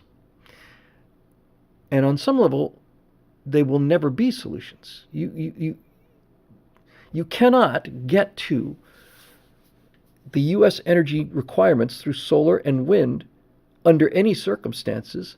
You could panel the entire country and you won't get there. And the reason you won't get there is because they're intermittent power supply, right? They're intermittent. They are never, in fact, not only are they intermittent, I would obviously think that, I don't think that the output of a wind plant or a solar plant is ever exactly the same over any 2 hours, right? I'm sure they get it pretty much close, but changes over the course of the season. Angle on the sunlight, whether it's windy or not, changes by the season. Some seasons are windier than others, and so on. So yes, on some level, it's free energy, and it's probably good on an individual basis. If you had a windmill on your house that was generating a significant amount of your house's electricity, and solar as well, stored in a battery, great.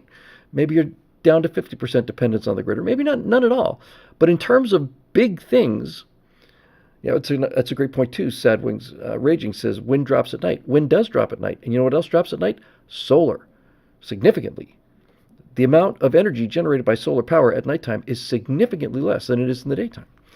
And that also has to do with the seasons as well, right? So, anything that's free, pick up. And by free, I mean cost effective, right? If I can put solar panels on my house and save more money in electricity than it costs me to put them in, then that's a win. Things like solar heating, on the other hand, like preheating water, right? You get these gigantic, huge water heaters, and they burn a lot of energy. If you live in a place where there's enough sun, like California, you can just have the sun preheat that stuff. It's like a fire. Well, People my age know what it's like to try to drink out of a garden hose that's been left out in the Florida sun or the California sun or the Arizona sun for a while. That water inside that hose will burn you. So you got to turn that baby on and just let all of the hot water just work its way out of the pipe. That's free energy. Do it. Great. But you're not going to run an economy on that. Sorry, Levelance. Again, it's my eyesight. Forgive me. Oh, beg pardon. Here it is. Levi Lance. My name is Levi Lance, longtime viewer, and I have been a supporter for the last year. Thank you. Thanks for all you do. One of my big problems with Elon has been that he has been against nuclear in favor of solar. Thoughts? I'm not aware that he is. I'm not denying that he's that. I've never heard him on that. He's not going to do Mars on solar. That's certainly not going to happen. To the degree that he's been pro-solar, he may be taking the same position I am. That is, hey, if it's free, take it. If it's cost-effective, take it.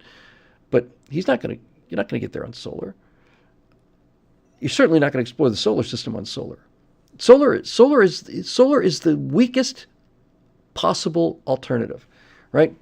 If you've got a space probe and you're using solar panels, you got to budget your energy and everything's got to be down to the last erg, and all the rest of it. You got an RTG on there, radiothermal generator. You can freaking light the probe up with neon. You just flash tube the entire dark side of the planet, take pictures that way. That's what the difference between these two things is. So thank you again for that super chat, Levi. And I don't know what his position on it is. I've never heard him knock nuclear. If he does knock nuclear, I'd be quite surprised. Quite surprised. Because he's certainly smart enough to know that the problems with the reactors that exist are because those reactors were designed in the 1950s and 60s, right? And they're the safeguards against them melting down are engineering safeguards, not physics safeguards. Engineering will fail. Physics won't. It is possible to design reactors, a pebble bed reactor, for example, where you still heat the water or whatever, but you do it over a distance, like over a track, right? And so there's no point where that nuclear energy gets so hot that even if all the water boils away, it's going to melt down. That's a reactor that fails safe and cannot fail catastrophically. I remember when somebody finally explained to me, is it fail-safe? Yes, it's fail-safe. Then somebody finally explained to me what fail-safe means. It means when it fails safe. If it shuts down, it's going to shut down, not do any damage. If a nuclear reactor fails, now you have to have engineering backups. And if those things fail, and they do, like the backup pumps at Fukushima, right? You've got an engineering solution to this problem. Yes, we do. So we got a fission reactor? Yep. A traditional kind of design? Yeah, pretty much. Uranium core with soak it in water. We got control rods and we got a containment, all the rest of it. Okay, fantastic. So what happens if we lose the water? Well, if we lose the water, we'll have a meltdown, but don't worry, we've got that taken care of. Okay, so what's the plan? Well, if we lose electrical power, we have diesel generators outside and we're right next to the water. So if we should lose electrical power and the water in the reactor starts to boil off, then thank God we just fire up our diesel generators and we're good to go. That's an engineering safety solution. Well, unfortunately for those guys, they were close to the water. And that 9.1 magnitude earthquake, and by the way, the big one in LA that people are terrified of is 8. 9.1 is beyond imagination.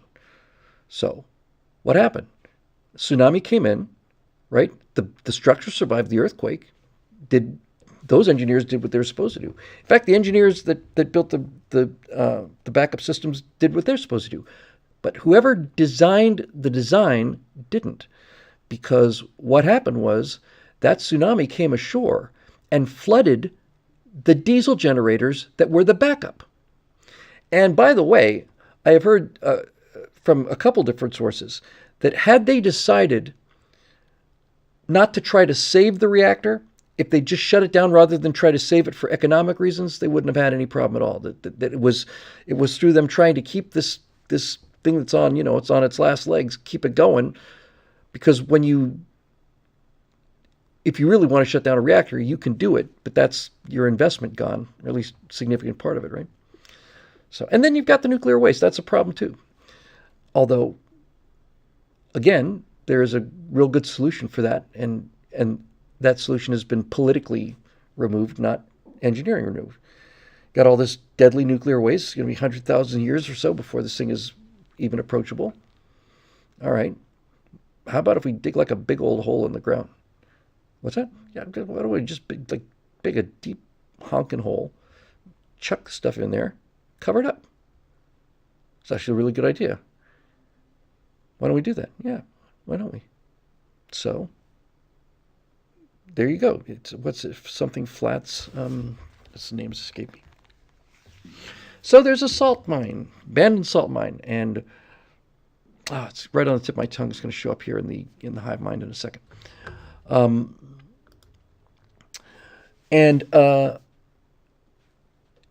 they built it, and not only have they built it, yucca flats. Thank you very much, David Booty.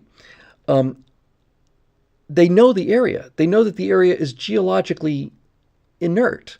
There's no fault lines. There's no earthquake potential there. There's no flooding potential there. It's perfect. So why didn't they do it? Well, because people protested against it. You know what the protest came down to? Well, seriously, this is what they were saying. They were saying that we can't do this because if we bury this stuff in Yucca Mountain and civilization falls apart, then our descendants might stumble onto this thing and get themselves irradiated to death. And my response to that is, if my deep descendants 10, 20, 30 generations down don't know how to read and don't know what nuclear power is, then this is probably a lesson they maybe should learn. Don't go into the haunted hills where the burning spirits are. This is a case of let us invent a consequence that is so bizarrely unusual and so unprovable, and then let's put all our eggs on that. Well, we can't do that. We can't do that to future generations. It's under the ground, man. It's not like we're dumping it out of a truck, leaving it on the ground. It's underground, miles underground. These huge caverns. And they don't just leave that open at night either, No, we can't do it. No, we're going to have to shut it down. Oh, you already paid for it, just like the superconducting super glider. This is not government. This is politics. G.K. Masterson says, launch it into the sun. Yeah, that jerk is trying to kill us, and it's high time we struck back. A lot of people have said launch it into the sun. The one thing you don't want to do with something dangerous is put it on something that's highly explosive, like a rocket. So there you go. And people's attitude about not just their attitude about nuclear power is based upon their attitude about nuclear radiation. And they don't and most people have gotten themselves into a state of absolute hysteria and don't understand anything about nuclear radiation. None.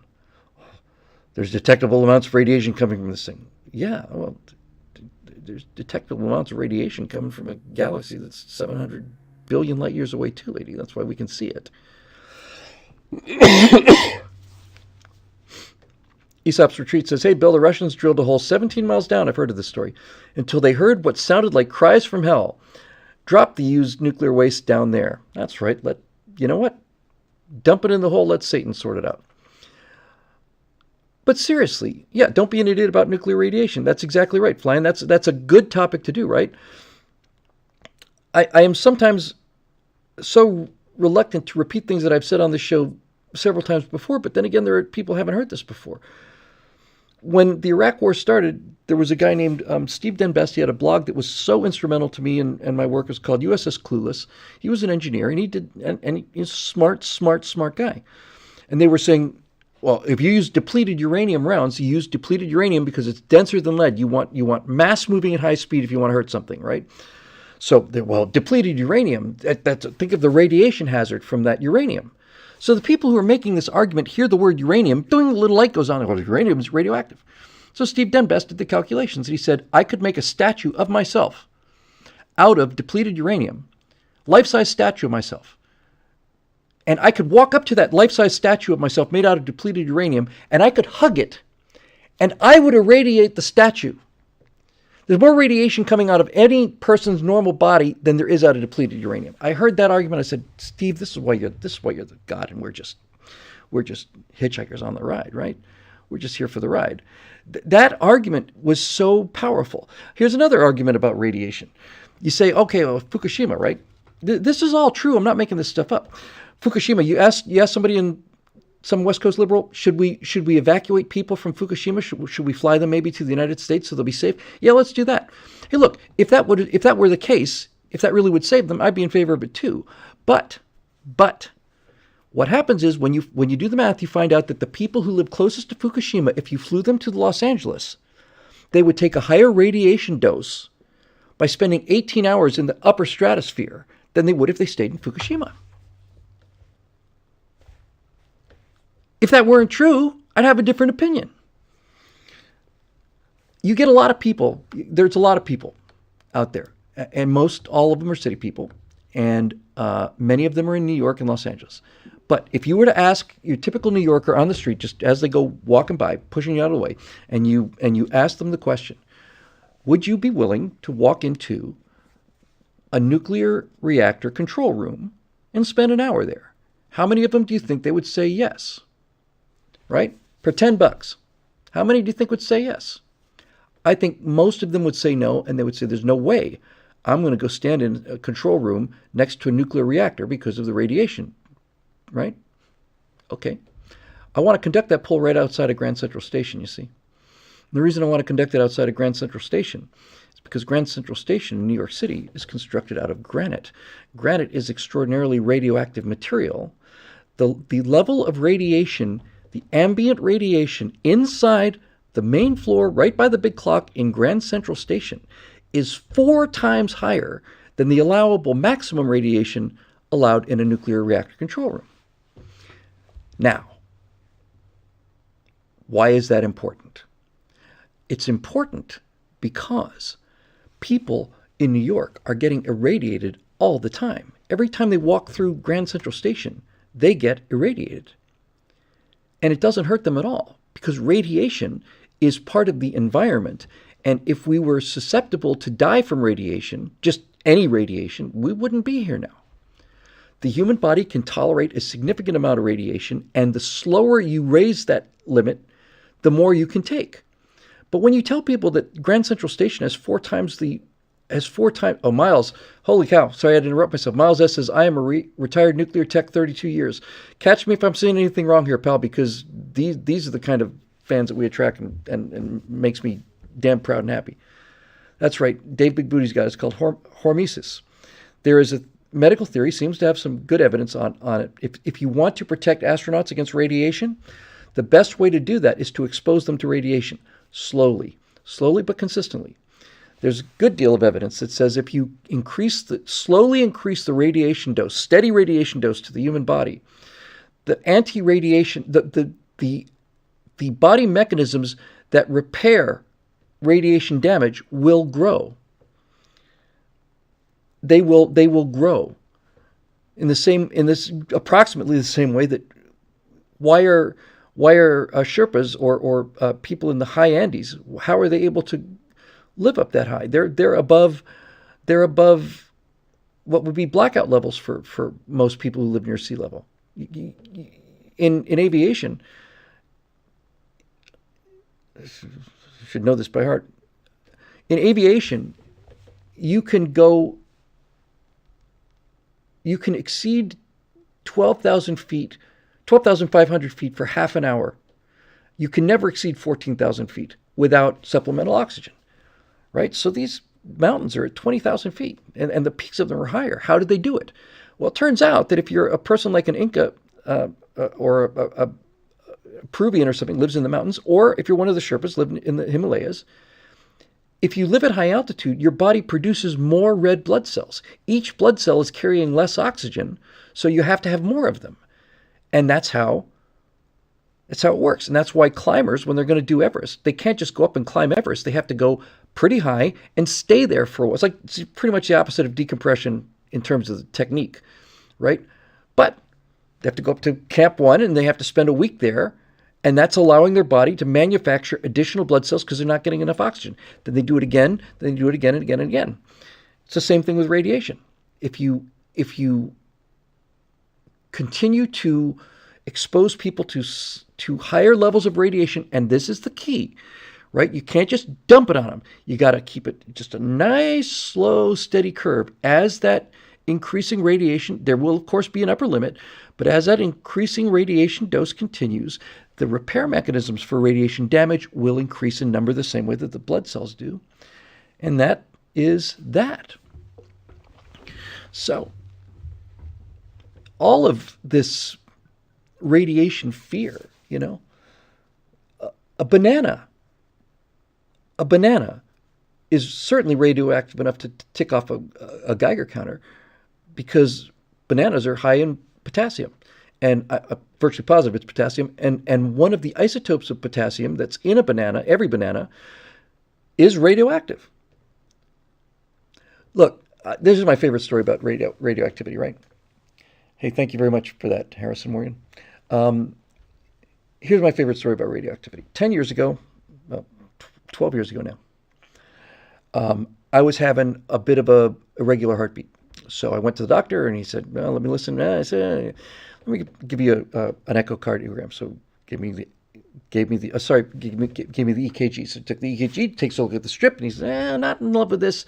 Let's give you an echocardiogram while we're doing your EKG. So now he's looking at the valves and all the rest of the stuff. He says, I kind of maybe want to get you to a cardiologist, and maybe they put one of these monitors on you, It was built in Bulgaria in 1948, all these electrical connections, this giant battery box, you have to wear it for 24 hours. So I did. And I took it into the cardiologist. He took a look at it and he says, yeah, we're going to want to bring in Bill. We want to do one of these radioactive tracer dye tests. I said, awesome.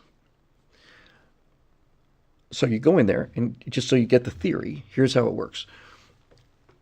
They fill you full of radioactive liquid, and they give you time for this radioactive liquid to circulate throughout your entire body. I want to say it takes about 2-3 minutes for blood to move all the way through the body. So they give you half an hour, something like that, right? So now you're filled with this radioactive material. And you lie down, and you have to hold very still, and they scan you, and they determine what the pattern of the radiation is in your body, right? They look at the concentrations, right? Then they let a little time pass, and then they put you on a treadmill, and they really get your heart beating. They really get your heart going. Then they give you another shot of this radioactive stuff, or I don't know if they give you a second shot, but in any event, they get your heart rate up, right? And then they put you in there, and they take it again. Now, the theory is that if you are healthy, you will see radiation spreading much more once your heart rate is up, because you're pumping more blood out to the extremities. But if you've got blockage, if you've got arterial blockage, you won't see much of a delta, much of a difference between resting and exerting, because the blood is not moving. That's what they're trying to test. And by the way, it's not like some doctor looks at these results. They phone these things into, I want to say it might have been Johns Hopkins or Walter. They do thousands of these things, analysis every day rather. They just, here come the numbers. Great. Here's what this tells us. So I did this, and he said, oh, here comes the radioactive stuff. I said, great. You said, you're not going anywhere. You're not planning any trips anytime soon, right? I said, no. Well, why? Because you'll set off the radiation detectors in the airport. All right. So in it goes, out it goes. I'm fine. In the interval between the resting and the exertion scans, I'm in the hospital cafeteria. Is it Sloan Kettering? That sounds right. And I'm just sitting there, and I'm just munching down on something, and the guy says, you ready? I said, yep. He says, okay, just walk real slow. Walk real slow when you go past those vending machines, right? And he's calling this out to me across the room. I said, okay. And I'm thinking, boy, they must really want me to buy some Snicker bars here or something. So I'm walking real slow, and all of a sudden, whop, whop, whop, whop, whop, whop. And the guy says, God damn it. And he starts running, and I don't mean walking. He's in a dead run. Walk, walk, walk, walk, walk, walk. And I poke my head around the corner, and I see these two policemen just running down the hall towards me, right? And he's saying, it's okay, everything's cool. It's just, we just got a patient here. The radiation detectors were on the other side of the wall, and Radioactive Bill walks past these things fast enough to trip them off. That's how radioactive I was, right? So the reason they're taking this kind of care is because they don't want radioactive medical waste to be used for a dirty bomb. But I'm radioactive as hell, and I'm jazzed about it, man. I'm hoping for the ability to walk on ceilings, or maybe get significantly larger. I don't want to shrink down to a size of an atom, which is another possibility if you get too much radiation. But anyway, I'm waiting for my superpowers to come in. It never happened. But I worry about this not at all. None at all. Because I know my body can take radiation. And by the way, virtually all of the defense that we have against radiation is our skin, right? That's why they tell you, if you ever find yourself in a situation where you're experiencing nuclear fallout, which would probably get your undivided attention, the first thing you need to do is get indoors, and the second thing you need to do is take the most thorough shower you've ever done in your life. Probably be a good idea to shave your hair off if you can. Because the radioactive particles will sit on the outside of your skin and radiate you inwards. Once it gets past the skin, it's got an easier time of it. And I not only had it past the skin, I had it through every single freaking capillary in my body, which is more than 10. That's a lot of capillaries in there, right? Excuse me. Oh, and for those of you interested in the outcome, I was supposed to call this doctor at 5 p.m. and I got there, I called like 2 minutes late on a Friday. I'm sorry, he's gone for the day. It's like, oh, so I get to worry about this until Monday? Because, here's the problem. Here's the pattern, right? I got a kind of a funny kind of racing heart thing. Go to your general practitioner. He says, do this test. Then he escalates it to another test. Then he escalates it to a third test. Then he sends you to somebody to do kind of testing he can't do. That guy sends you to a guy who's going to send you to the hospital for a test. That's not a trend line I'm particularly fond of, right? So, just to spice this thing up and wrap it up, and I think probably wrap it up for the night, actually, because I really do need to get a lot of stuff done tonight as well. So, when I am getting ready to get on the treadmill, right? I've already taken the first scan. They filled me full of this radioactive tracer dye, and I'm lying there on the table, and they do all that stuff, right? And then, in the interval, just before they've got me on the treadmill's in the room, I'm in the room, I'm sitting on one of these medical beds, I've got all these electrodes hooked up to me, and over here, right in front of me, is this super advanced looking EKG thing. It's got 6 screens, and they're all, I'm wired, I'm ready to go. And I'm looking at these things. The guy, the surgeon, is late. He's stuck in traffic. He's like 20 minutes late. So I got 20 minutes just to sit there, wired up to this machine, and watch my own heart rate. Right, and the different electrodes are measuring different aspects of your heartbeat.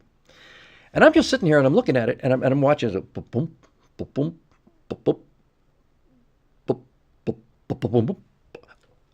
I can see it with my untrained eye. It's like, that's not good at all. That's not good at all. I don't like that at all. Right? So the doctor comes in, and I'm thinking, geez, doctor, I'm seeing like gaps in this thing. It doesn't make me too happy. Let's see what happens, Bill. So he gets me on the treadmill, and I start running. You got to be breathless. They got to really push you. So they're pushing me. And as he's pushing me, he says, yeah, that's kind of what I thought. This is really good news. What's good? What's good news? The harder your heart works, Bill, the more regular it becomes. People who have serious heart problems is the opposite. Once you stress them out on the treadmill, their heart becomes more irregular. Once we started putting some load on your heart, it just locked in. It just locked down. There's no irregularities at all. He says probably your condition is you probably got too much ambient adrenaline in your system or something like that, and you're probably not getting enough exercise. So it's ticking off this kind of kicking it along, but in terms of your heart health, looks pretty good from here.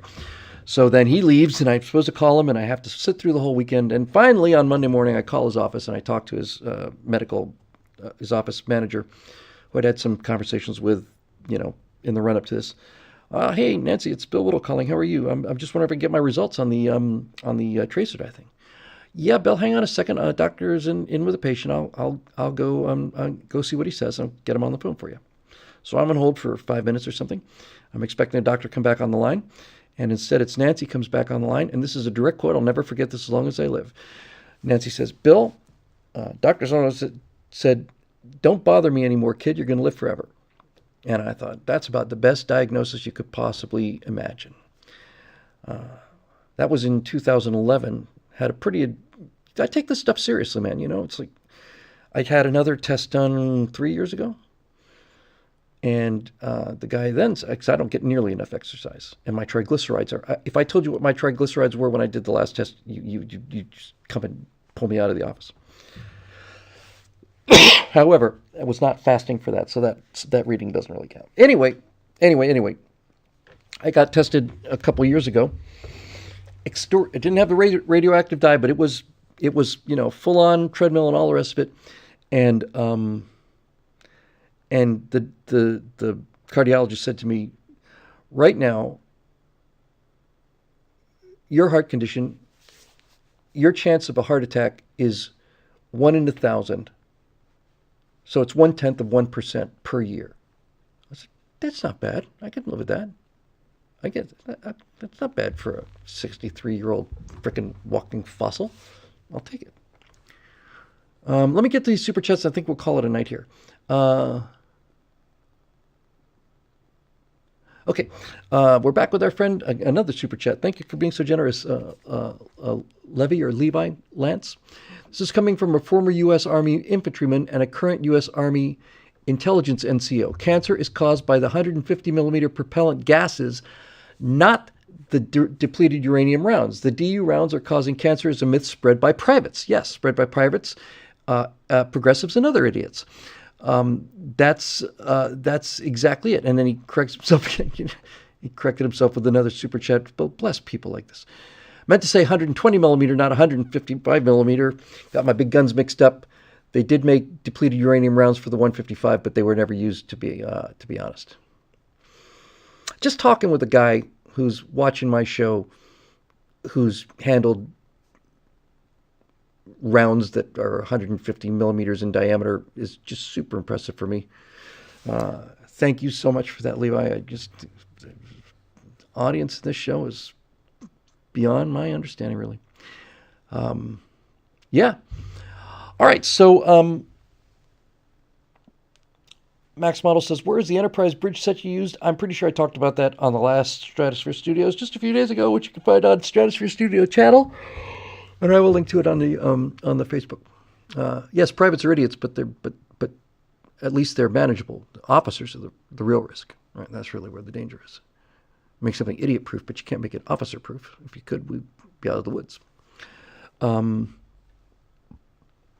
Yeah, I think that's probably going to do it. All right, well, another 1 hour, 58 minutes of you want to talk about energy source, just gaseous, hot emissions.